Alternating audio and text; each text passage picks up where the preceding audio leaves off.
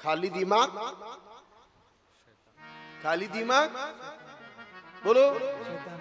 नहीं नहीं, खाली दिमाग मोबाइल का घर।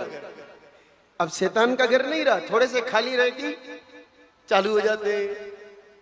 वो कहावत गई, शैतान का बाप है मोबाइल। 100 शैतान मरते तब एक मोबाइल पैदा होता है। कईयों का दिमाग खराब कर चुका है। शैतान का उपयोग तुलसीदास जी की तरह करिए। हम शैतान के विरोधी नहीं है भाई। भूत प्रेत को शैतान बोलते हैं ना, प्रेत को ही उर्दू में शैतान बोलते हैं। तो प्रेत का उपयोग तुलसी बाबा ने कैसा किया सारी दुनिया जानती है। उपयोग करिए, मना ही नहीं है, लेकिन तुलसी बाबा की तरह करिए। उन्होंने प्रेत का भी इस्तेमाल भगवान को पाने के लिए कर दिया। उस प्रेत के माध्यम से हनुमान जी के दर्शन कर लिए, हनुमान जी के माध्यम से रघुनाथ जी के दर्शन कर लिए। इसलिए मोबाइल का इस्तेमाल करना हो तो तुलसी बाबा की तरह करो।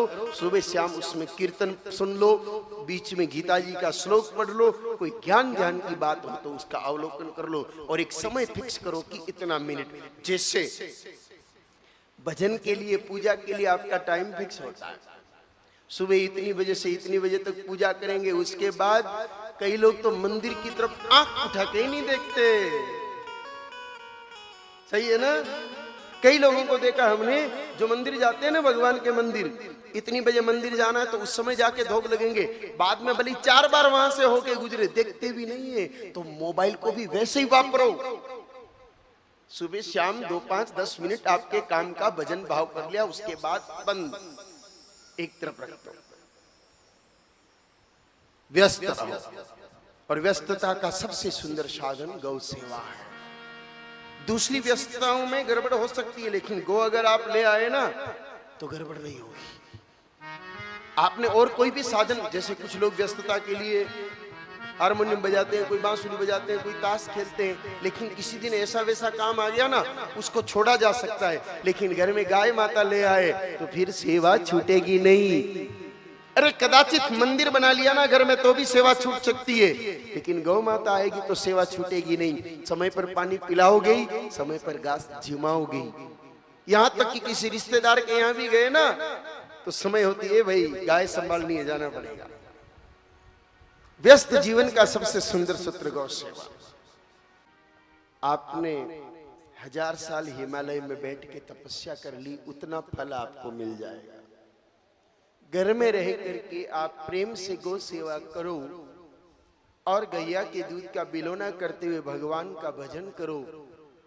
हिमालय की साधना भी आपसे पीछे है, बड़े बड़े साधुओं की भक्ति भी आपके पीछे है, बड़े बड़े विद्वानों के मंत्र भी आपकी बराबरी नहीं कर सकते। फिर शुरू तो कर लो। तो हाथ का बना हुआ आधा चम्मच गाय माता का घी दूध में डाल करके उस दूध को घोट करके और पी के सो जाओ।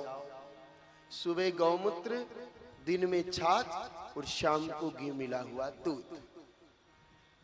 सावन में दूध नहीं पीना, और भादवे में छाछ नहीं पीनी है। श्रावणे वर्जित क्षीरम दधी भाद्रपदे स्तदा। मत्स्य पुराण के 36वें अध्याय के 16वें श्लोक में लिखा है कि सावन महीने में दूध नहीं पीना चाहिए, और भादवे महीने में दही छाछ नहीं खानी चाहिए। और जो हमारे पूर्वज लिख के गए उसका पालन तो हमें करना ही है। साल भर तक आप मन पूर्वक इन नियमों का पालन करिए, और गौ माता की परिक्रमा प्रणाम करिए। आपको कोई बीमारी छू ही नहीं सकती, आपको कोई रोग अड़ ही नहीं सकता।